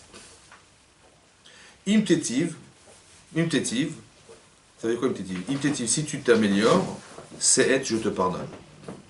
Et si tu t'améliores pas, attention, la pétach ratatrovetz. La fille, elle est la fille. La faute, elle est tapie derrière la porte. La faute, elle est tapie derrière la porte. Dans ton cœur, il y a une porte. Il y a une faute derrière. Si tu te présentes dans une situation où tu vas dire, ah, il faut ouvrir la porte, tu vas ouvrir la porte et tu vas fauter. Elle est juste derrière, dans ton cœur, juste derrière la porte. Oui. Après, je lui dis, dis-moi, pourquoi tu t'énerves? Lama hara'af. Hachem lui dit, pourquoi tu t'énerves? Lama nafupanecha. Pourquoi tu blêmes? Bon, si vous êtes invité chez les gens, d'accord? Et vous arrivez, et vous voulez faire un petit cadeau. Une offrande, comme il a voulu faire une offrande. Vous amenez des fleurs. Bon, vous sonnez à la porte, vous avez un bouquet de fleurs. Bonjour, comment allez-vous? Vous tendez les fleurs. Bon, ils prennent les fleurs, ils les jettent comme ça à la poubelle. Si vous voulez bien rentrer. Bon. Après, il dit, attendez, j'ai pas compris, mais c'est... Eh, j'ai 90 € de fleurs quand même. J'ai dit, mais pourquoi vous énervez? Mais pourquoi vous êtes blême? La pire des questions, quoi. Hein? La pire des questions, c'est pourquoi tu t'énerves? Je m'énerve parce que je t'ai offert un cadeau, tu m'as refusé, Hachem. Je m'énerve, elle est bonne. Et mon frère, tu me fais... Devant moi, tu me fais la honte, devant mon frère, tu refuses le mien et tu acceptes le sien. C'est l'archouma. J'ai dit, mais pourquoi tu t'énerves? Là, il ne faut pas les reins. Mais je comprends pas. C'est la pire des questions. Je m'énerve parce que tu m'énerves. C'est des épluchures quand même. Comment dire? Ça veut dire qu'il n'y avait pas lieu. Enfin, Abel, il a offert des épluchures. Il a pensé bien faire ou pas? Bah, je sais pas, mais... Bah, je pense que oui, parce que quand on apportait un paquet de poubelles, je comprends que donc si j'apporte un paquet de poubelles à une invitée... Vous avez raison, donc Caïn, il est complètement fou, quoi. Bah, il est pas complètement fou. Bah si, parce qu'on n'amène pas des papiers, des sacs de poubelle à Hachem. Il a pensé bien faire. Il y a quelque chose dans l'idée derrière qui est un korban. Il a pensé bien faire. Attendez, quand on a mal fait, on sait qu'on a mal fait, ou on est fou, ou alors on dit, bah, j'ai fait une gaffe. Mais on va pas s'énerver. Donc s'il s'est énervé, c'est qu'il a pensé bien faire, on va le faire. Dites, il a bien fait. Mais oui, quand on est là, c'est qu'on a pensé bien faire. Et il nous a fait la honte de notre vie, il nous a refusé mon korban. Moi, je pensais que j'avais même des fleurs, il m'a dit non. Bon. Mais si je m'énerve, ça veut dire quoi? Si Caïn, il s'énerve, ça veut dire quoi? Autrement dit, ça veut dire quoi? Autrement dit, ça veut dire que... On n'a pas considéré ce qu'il a fait. Hein? On n'a pas considéré ce qu'il a fait. On n'a pas compris. Donc, attendez, quand Hachem a dit, mais pourquoi tu t'énerves? Qu'est-ce qu'il a voulu dire, Hachem? Il n'a pas compris ou quoi? Il n'a pas compris qu'il m'a refusé mon korban? C'est quoi la question d'Hachem? Pourquoi tu t'énerves? Pourquoi tu fais le korban de mon frère et pas le mien? Comment? Pourquoi tu as pris le korban de mon frère et pas le mien? Non, ça, c'est la réponse. Mais qu'est-ce que Hachem, il lui a demandé? Pourquoi tu t'énerves? Il dit pourquoi tu t'énerves? Ça veut dire, autrement dit, ça veut dire quoi? Qu'est-ce qu'il a voulu dire Hachem en lui disant ça? Faut comprendre ce qu'il a voulu dire. Hein? Mais pourquoi il n'a pas s'énervé? Mais je t'offre des fleurs, tu me refuses mes fleurs, je m'énerve. Qu'est-ce que... Hein? Pourquoi tu ne me respectes pas? C'est-à-dire? Mais respecte pas Hachem s'il s'énerve. C'est-à-dire? Quand on s'énerve, on respecte pas la J'ai compris ça, mais qu'est-ce que ça veut dire quoi de respecter Hachem? Ça voudrait dire quoi ici? Par Par exemple, imaginez-vous. Pourquoi Hachem il a... Attends, imaginez-vous, on va dire autrement. Imaginez un monsieur, il va voir, sa femme, ça fait 10 ans qu'elle le saoule, elle passe devant la bijouterie, et elle dit... C'est celui-là. Bon, il a vu le prix, en fait, il a vu 4500 €, il a dit, attends, t'exagères quand même. Bon. Et ça fait 10 ans qu'elle passe devant, et tous les ans, son anniversaire, et clac. Bon, au bout de 10 ans, il dit, voilà, pauvre. Bon, je lui ai acheté une bague. Bon, c'était pas celle-là, il a acheté une autre bague à côté, c'était pas la même, mais bon. C'était le même prix, hein, mais c'était pas la même. Et donc il dit, ma chérie, la bague que tu désirais tellement... Tu l'as pas acheté. Non, je te l'ai acheté, la voilà. Donc elle prend la bague, il fait, ah, merci mon chéri. Ah, d'accord. pas celle-là. Non, c'est pas Attendez, je sais pas, j'ai fait 4500 € quand même. J'avais la voiture à acheter, à réparer, et j'ai gardé pour elle, ça va? Et qu'est-ce qu'a fait madame? Merci. Attends, il y a une façon de dire merci quand même, non? Bon, il va se mettre en colère contre elle. Il va se mettre en colère. Attends, j'ai pas compris. C'est comme ça que tu dis merci à ton mari? Et c'est combien j'ai dépensé? Combien j'ai... C'est la Bon. reconnaissance. Comment? La reconnaissance. Mais qu'est-ce qu'il n'a pas compris, lui? Le cadeau qu'elle voulait. Il n'a pas compris que si elle a fait ça, c'est que c'était pas ça. Bon, si Hachem, il répond pas au korban, c'est que quoi? C'était pas ça. C'était pas ça le cours, hein. Au lieu de dire, ouah, j'ai fait une gaffe. Oh là là, j'ai pas acheté de la bonne bague. C'est ça que je dis, non? Donc je dis, excuse-moi, je me suis gouré, bon, c'est pas grave, tu me l'arranges, je vais la changer. Il va se mettre en colère contre elle. Tu dis, je vais dépenser 4500 €, et c'est comme ça que tu me remercies? Non mais ça pas compris, si elle a pas fait un slogan, c'était pas ça la bague. Ça va, c'est pareil. Si Hachem t'a refusé ton korban, c'était pas le bon korban. Au lieu de dire, oh, j'ai fait une gaffe, Dieu m'a refusé mon korban, qu'est-ce qu'il a fait mon frère? Qu'est-ce qu'il a fait mon frère? Attends, je vais regarder. Ah ouais d'accord, j'ai compris, la comparaison, les poubelles. Vous avez compris? Mais manifestement, il n'a pas compris qu'il y avait un problème. Non, il faut dire Akhbar. Mais il faut dire qu'il n'a pas compris, c'est ça qu'il faut comprendre. Il n'a pas compris. Donc Hachem dit, mais pourquoi tu t'énerves? Ça veut dire comme ça. Si tu t'énerves, c'est que je me suis trompé. Mais je suis quand même à Kadosh Baruch Hu quand même. Est-ce que tu crois que je me suis trompé? Donc ça veut dire que quand je m'énerve, je crois que les autres se trompent. Mais Hachem, il ne peut pas se tromper. Alors il vaudrait mieux que tu te remettes en cause, toi. C'est ça qu'il a dit, mais pourquoi tu t'énerves? C'est-à-dire que quoi, tu penses que je me suis trompé? Au lieu de dire, moi j'ai fait une gaffe. Si tu avais de la considération vis-à-vis de moi, tu aurais dû apprendre du fait que je refuse. C'est une invitation de dire, regarde ton frère, il a fait autre chose, il a essayé de comprendre que c'était différent. Et quand tu verras la comparaison des korban, tu diras, oh là, j'ai fait une gaffe, excuse-moi Hachem, la prochaine fois j'amènerai Mechel BN, et les plus gras, et les plus machins. Bon. Mais manifestement, c'est pas ce qu'il a fait. Mais il s'est mis en colère. Donc c'est révélateur de quoi, ça? Qu'il y avait un terrain. Un orgueil. Oui, mais il y avait un terrain. Oui, il y avait quelque chose d'echad. C'est ça que je voulais expliquer. Quand sa mère, elle a dit, tu t'appelles Caïn, tu es unique, en fait. Tu es le premier enfant né. Et ça, c'est faire attention, parce qu'on impose un rôle à un enfant qui n'est pas forcément en mesure de le supporter. Parce que quand ma mère elle m'a dit je suis un numéro 1, j'ai couru toute ma vie après le numéro 1. Vous avez compris? Donc mon frère, il a 2 femmes, j'en ai qu'une. Mon frère avec sa copine, j'en ai pas. Wow! Est-ce que ça va? Vous avez compris pas? Mais c'est moi le numéro 1. Hachem, il devrait écouter le numéro 1 et pas le numéro 2. Donc il aurait dû accéder à mon corban, vous comprenez? Il est piégé et donc il va se mettre en colère. Parce que comme si Hachem n'avait pas respecté en refusant son corban. Mais sans pouvoir se remettre en cause puisqu'il est numéro 1. Je suis numéro 1, donc je ne peux pas refuser mon corban. Vous avez compris? Il est obligé d'accepter mon corban. Mais non! Vous avez compris? Le piège d'être un numéro 1. C'est-à-dire victime victime de ce qu'on représente. Mais non, tu dois être libre. Tu es un numéro 1, Khazak, mais tu dois exercer quelque chose parce que tu es un numéro 1, mais pas d'imposer aux autres sous prétexte que c'est un numéro 1. Et donc je me mets en colère, vous avez compris? Voilà.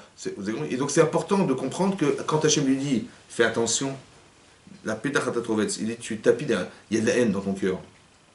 Parce que la différence mal acceptée, ça crée de la marloquette. Et la marloquette, ça crée de la haine. La haine, ça risque d'être un préjudice, fais attention. Il dit, si tu t'améliores, je te pardonnerai. C'est ça qu'il a dit, oui? Ça veut dire quoi s'améliorer? Il faut faire quoi? Changer. C'est-à-dire quoi? S'en mettre en question. C'est-à-dire? Faire des chouvas, comprendre. Teshuva. Quand on fait teshuva, on fait teshuva sur quoi? Sur son erreur. C'est quoi l'erreur? De ne pas avoir compris ce qu'Akadosh Baruch Hu attendait de lui. Attends, il a dit, si tu t'améliores, je te pardonnerai. Qu'est-ce qu'il aurait... Il a amené un corban qu'on lui a refusé. Si tu t'améliores, je te pardonne. Et sinon, tu vas fauter. Donc la faute, c'était quoi la faute? C'est de tuer? De tuer son frère. Bah oui, c'est ça la faute.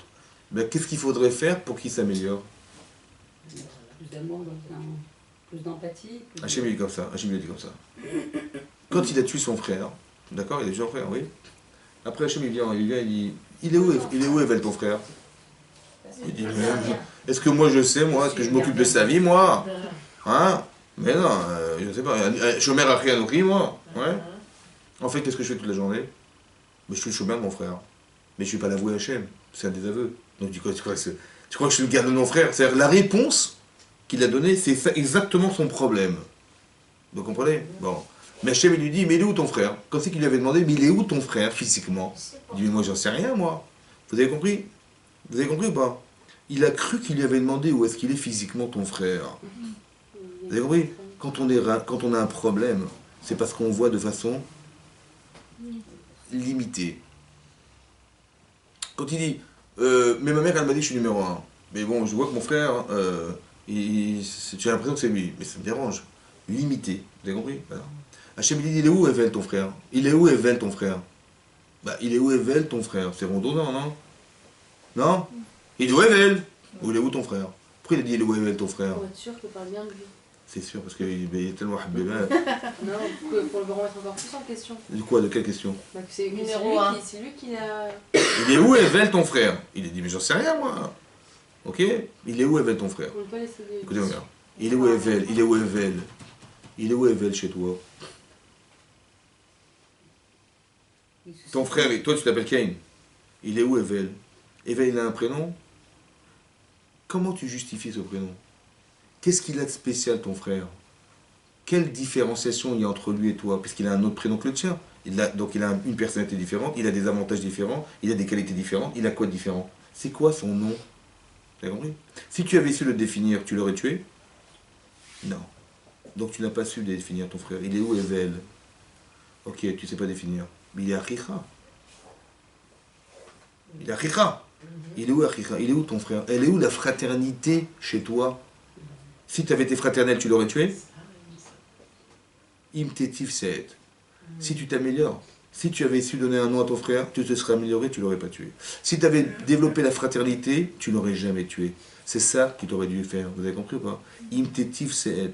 Si tu t'améliores, ça veut dire qu'il faut comprendre la source de la problématique. Et de combler la source, c'est ça qui va éviter de s'énerver. Vous comprenez ou pas? Si tu sais donner un nom aux gens, c'est-à-dire donner un sens à la personne, d'analyser ses avantages et tout ce qu'il y a. Par exemple, quand on avait 3 ans, ben, mon frère il avait 1 an. Bon, mais attendez, je suis désolé, j'avais ma chambre à moi, j'avais mes jouets à moi, j'avais mes parents à moi, j'avais mes grands-parents à moi, tout était à moi, j'avais ma chambre à moi, et monsieur il vient, il s'incrée, c'était ma mère, elle lui fait des bisous, et les biberons c'est lui, et moi je suis un mineur complètement, et papy il lui fait des cadeaux, et moi j'ai 0. Bon, qu'est-ce qu'il fait le petit garçon de 3 ans? Ben, il lui arrache les cheveux, évidemment. Quand vous tournez le dos, tout à coup, il n'a plus de cheveux. En fait, il est passé par là, il avait dans ses doigts, il avait des trucs. Bon. Donc, c'est-à-dire que cet intrus, il est rentré dans ma chambre, celui-là. Bon, ça, c'est la réponse de l'enfant, vous comprenez? Donc, il s'arrache. Bon, mais si le jour de son mariage, un monsieur de 3 ans, il a 25 ans, et son frère qui a 23 ans, il dit, je suis pas sûr de pouvoir être là à ton mariage. Il me dit, ah bon, t'es sûr? C'est un problème d'argent, je te paye le billet, tu veux quoi? Tout à coup, il devient... vous avez compris, la fraternité. Vous avez compris, la fraternité. Si tu viens pas, mais je vais rechanger la date. Il faut que tu sois absolument là. La fraternité, vous comprenez? Voilà. Mon frère, il a un nom. Mon frère, il y a cette fraternité qui nous relie. Mais c'est parce que j'ai donné du poids à mon frère. J'ai donné quelque chose qui fait que... C'est ça, s'améliorer, vous comprenez? C'est ça qu'il a dit Hachem. Mais il est où ton frère? Il est où, Evel, ton frère? Il est où chez toi? S'il était là, tu l'aurais pas tué. Vous avez compris? Vous avez compris? Donc s'il est là, je ne vais pas m'énerver. Si je suis fraternel, je ne vais pas m'énerver. Parce que quand je m'énerve, je vais casser cette fraternité, mais j'ai pas envie de la casser, cette fraternité. Parce que quand je m'énerve, c'est que c'est désobligeant. Et donc, est-ce que l'autre, il se sent être mon frère? Ben non. Donc, par fraternité, je vais me calmer. Mais j'ai pas besoin de me calmer, c'est normal, vous comprenez? Quand je respecte les gens parce que c'est fraternel, parce que c'est mon épouse, parce que c'est mon mari, parce que machin, la personne la plus importante de ma vie, c'est ma femme. La personne c'est mon mari. Mari, parce que avant c'était mes parents, maintenant que je suis marié, ben, la plus importante c'est ma femme et mes enfants. Après le reste, c'est ce qui va. Il y a quand même une hiérarchie dans la relation, non? Mais il faut l'établir. Il faut l'établir. Parce que si je ne l'établis pas, ben, il y aura un problème. Et je vais m'énerver contre l'essentiel de mon existence. C'est un truc de fou, vous comprenez pas? Si je suis père, c'est grâce à ma femme. Ben, sinon, je ne serais rien, vous comprenez? Donc, j'ai un respect démentiel, parce que c'est ça qu'elle représente, vous comprenez? Est-ce que je vais m'énerver? Mais non, parce que je ne pourrais pas. Parce que si je m'énerve, je sais que je vais casser cette relation, et j'ai pas envie de la perdre. Et je sais que je vais la perdre, donc j'ai pas envie. Donc, par respect fraternel, ou par respect de marital, ou par ce que vous voulez, c'est ça qui va engendrer que je vais me calmer.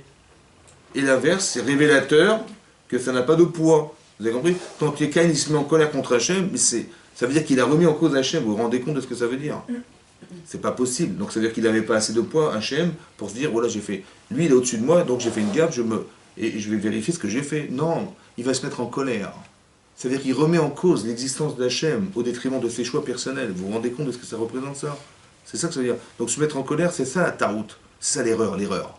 C'est qu'il y a des baromètres, des paramètres qui ne sont pas respectés. C'est ça la taroute. Là, le paramètre, c'est, il a fauté, ok. Mais l'essentiel, c'est ce qu'il est. C'est pas ce que tu vois de lui. C'est ça, ces paramètres. Donc, je ne peux pas mettre en colère. Parce que je sais que je vais détruire la relation. J'ai pas envie. Donc, je vais, malgré... S'il voit que j'ai fait une gaffe, et qu'il s'est retenu pour moi, ah, quel cavode il m'a fait, je vais l'écouter. Parce qu'il m'a fait cavode, je le respecte. Vous comprenez ou pas? Et quand je mets en colère contre la personne, elle va dire que je respecte pas la personne, donc elle ne va pas me respecter. C'est pas shoot, c'est logique, c'est évident.